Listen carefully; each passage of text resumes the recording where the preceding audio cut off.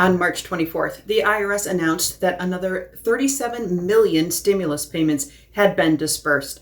That brings the grand total of payments made up to 127 million, totaling over $325 billion. The IRS reminds us that they are sending out these payments in batches. The payment that was announced on the 24th was batch number 2. And just like all the other runs this round, this third COVID relief round, the checks totaled $1,400 per person in its maximum amount. Now, the second batch of payment includes direct deposit, paper checks, and debit cards. 17 million of those payments were direct deposit, 15 million were paper check, and about 5 million debit cards hit the mailboxes. The payments primarily were sent to eligible taxpayers who have filed either a 2019 or a 2020 tax return already.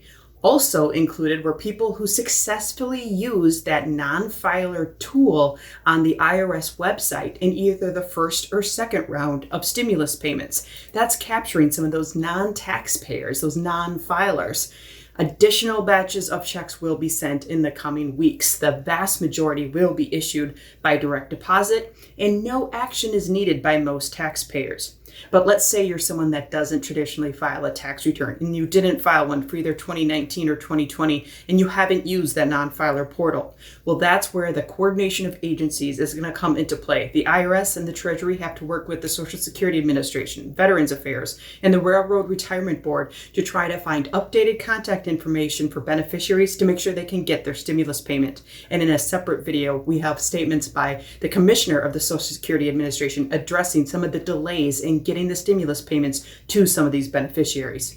Now, the coordination is expected to happen in the weeks ahead, and they say they are working as quickly as they can and will post updated information on the irs.gov website when it is available. In the meantime, people can always track their payment. There is the Get My Payment tool on the irs.gov website. You're going to get a number of messages that can be quite vague until your check or payment is on the way. Once you know that payment is coming, it's going to tell you when the payment was issued and how it was sent. Was it a check? Was it a debit card? Was it direct deposit? It's not going to tell you the dollar amount, and it's also not going to tell you anything about the first or second stimulus checks, just the third one.